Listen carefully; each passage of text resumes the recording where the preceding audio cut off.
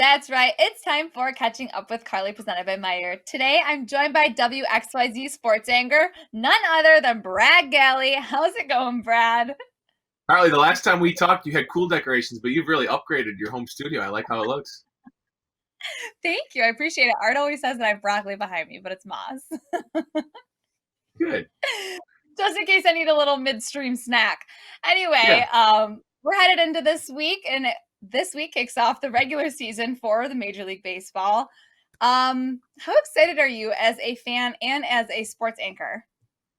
It's so great to just have sports back. I think I've been watching golf. I watch golf every weekend normally, but I think I've watched it even more in the last few weeks because it's really been one of the only things going on.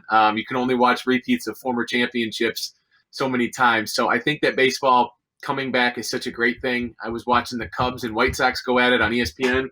Sorry, Mhm. it's not a clap on. That's okay. I was watching the Cubs and White Sox play on ESPN, and just to see live sports happening, team sports happening, was so great. And the first day that I went to summer camp at Comerica Park, it was such an eerie vibe because there are no fans there, and we know there aren't going to be fans there. But just to be back around it, I think when everybody turns the TV on and watches the games, Carly, they'll have the feeling that I had when I walked back in there. Summer is different. This year is different. Everything about it is different. But at least sports gives us some sort of a little bit of normal attitude to know that like there's that comfort food for us, and at least we have baseball there to turn to this week. I like that analogy of the comfort food. But let's dive more into the Tigers and talk about training. So you were in Lakeland at spring training before it got cut short. What was your assessment then of the team? Well, I think the youth, I think you and I had talked about that, and I've told everybody that'll listen, just those young arms that everybody is very aware of the Tigers have been building around for the future. They are impressive. And Casey Mize is the real deal. I just think when you're building around a pitcher like that, like the Tigers did for so long with Justin Verlander, I think you can have some confidence. And I think for so long now, the Tigers had that nucleus of Verlander, Cabrera, Max Scherzer, and some other stars that would come through this organization. And I think to build around a guy like Casey Mize, and now they've started to add bats through the draft, the last two first rounds and other rounds, of course, but those last two first round picks have been great. I just think the youth at the top of the rotation in the future will be really, really exciting to watch. I watched Casey Mize a lot in Lakeland, and even listening to Matt Boyd just on Sunday say that he watched him too. I think he's the guy everybody Tigers fans are going to be watching for a long time. Art is Casey Mize's #1 fan, so I'm sure he'll love to hear you say that.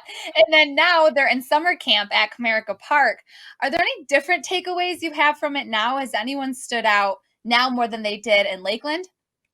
I think being in more game situations in Lakeland when you're playing against other teams, you start to see people step up. Well, that season was cut short with the exhibition season and all the spring training games. And so it was kind of a weird refresh button, right? Because everyone was training on their own. But a guy like Jeimer Candelario, who just really continued to put the ball in play throughout summer camp, I think he's been impressive at third base as a guy that stepped up to kind of say, this is my position. He's had some up and down times since they acquired him from Chicago.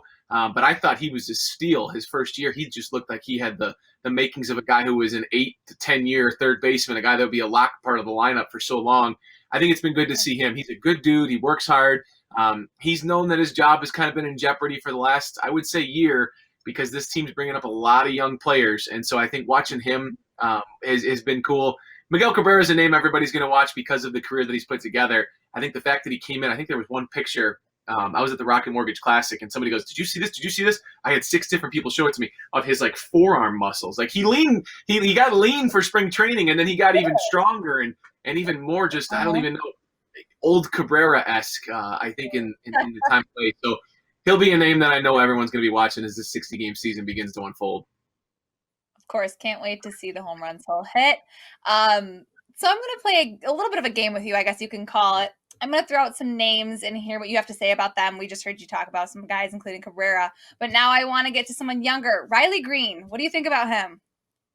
Impressive. He's got a long future in the major leagues. I think already as a 19-year-old, for him to be kind of garnering so much attention and being the headline news in newspapers, radio. I was listening to our friend Tony Ortiz on 97.1 give an update the other day, and he goes, Riley Green, he's not going to make the team. But maybe he's going to make them a little bit more confused on how soon he should make it.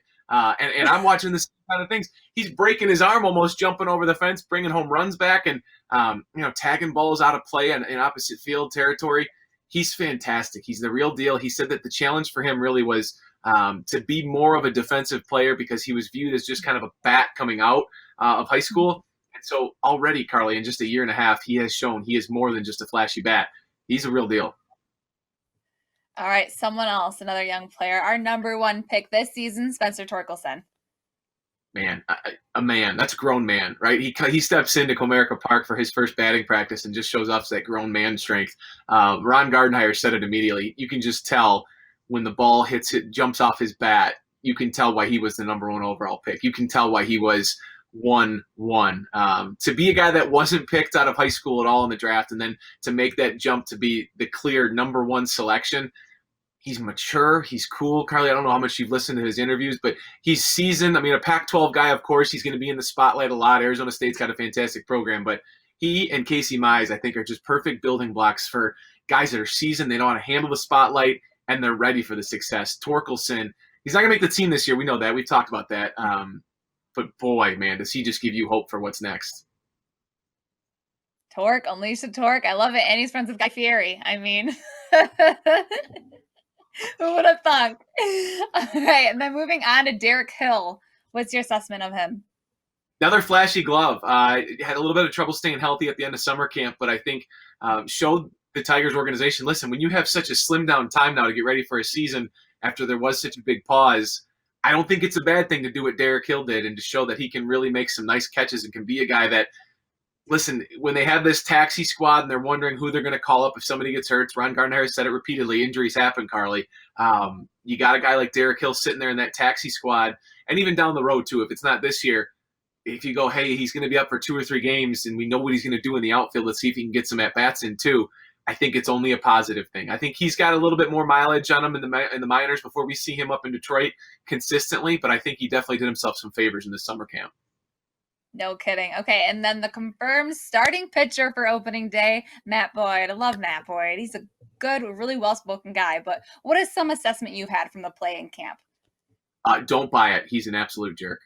No, I'm kidding. He is probably the kindest athlete I'll ever cover in my entire career. I'm sorry to anybody that's coming next, but he is just an unbelievable dude. And you can just tell his teammates, they really like him. They feed off of him. He's still young, Carley, but these young pitchers look at him and go, well, everyone follows what Matt Boyd does. Everyone watches what he does off the field. We all watch what he does on the field. He's been building for this. He went to spring training knowing, he was probably going to be the guy. He has a strong belief in himself and in the hard work that pays off. He said he watched Seattle Mariners home openers throughout his life, went to about 3 or 4, and he goes, I knew I was going to be one of those guys getting the ball on opening day. And so to get that honor, to be the man, it was a no-doubter. It's a no-brainer. But the fact that he knew in February that he was going to be the guy and then knew again just about 10 days ago and then finds out on Sunday that he's going to be the guy and just kind of goes, yeah, it's an honor. You can tell. Like he's all business. He's a good dude, and I think he's a guy that the Tigers are certainly proud to trot out there on day one. Do you think the Tigers have a greater shot at making the playoffs now with this shortened season? I'd love to believe it. And I love your optimism in everything. And I try to be an optimistic person too, Carley, but no, I don't. I just think, again, when you're not able to trot out top of the line starters for most of the time, and you're going to rely probably on a guy like Michael Fulmer, who hasn't pitched in so long against major league hitting consistently. He's great, and I think the world of Fulmer, and I think he will bounce back from this. But I think when you don't have pitching, there are so many question marks in that bullpen, and you have a lot of hitters too that really have not proven themselves as consistent major league players. Like there's hope. There's hope in what's next in Torkelson and Mize and Riley Green and the guys we've talked about. But I don't think that hope does this team many favors this year. I think they're going to struggle. I think they may be in last place in this division. I think it'll really show. If not right away, it'll show pretty soon because there are some hungry teams in a few divisions. I think the White Sox have made some drastic improvements. I think the Royals could surprise some people. I just don't see it for this Tigers team, and I hate to be the pessimist in the room, but you got to talk about reality too sometimes. It's a tough league, completely understandable. All right, and how do you feel having no fans in the ballpark will affect their play, if at all? They got the crowd noise, right? They got the crowd noise from MLB The Show, so it's all the same. It's weird, right? I was watching the White Sox and Cubs, like I said, and they were saying, Chipper Jones was on the broadcast. He's on the broadcast team, the Hall of Famer, and Anthony Rizzo used to heckle him in spring training. There's going to be no heckling. There's going to be no cheering. There's going to be none of it. It's weird. And in covering golf like I did at Detroit Golf Club a few weeks ago, some of the guys said, you kind of feed off it. You're waiting for it. But then there's kind of new avenues you have to learn.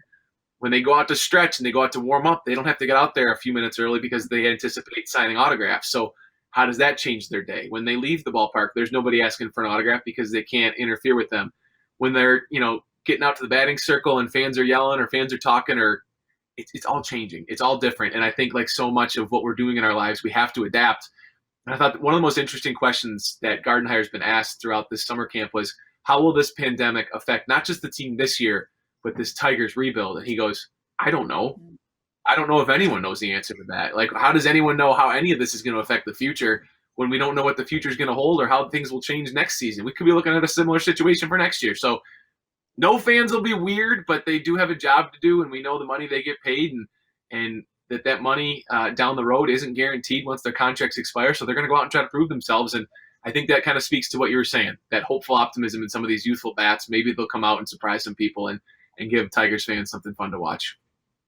Absolutely. I know that's all Tiger fans want to see is some baseball. And I know baseball players, that's all they want to do right now. And that's all they can do. But Brad, thank you so much for joining me on Catching Up with Carley. I really appreciate it. And I can't wait to see you at the ballpark in this season. You know what? And pay your interior decorator a little extra money because it's really looking fantastic. I want to commend you a ton. Interior decorator. I got off easy. It's great. Well, Brad, thank you so much once again. I appreciate it.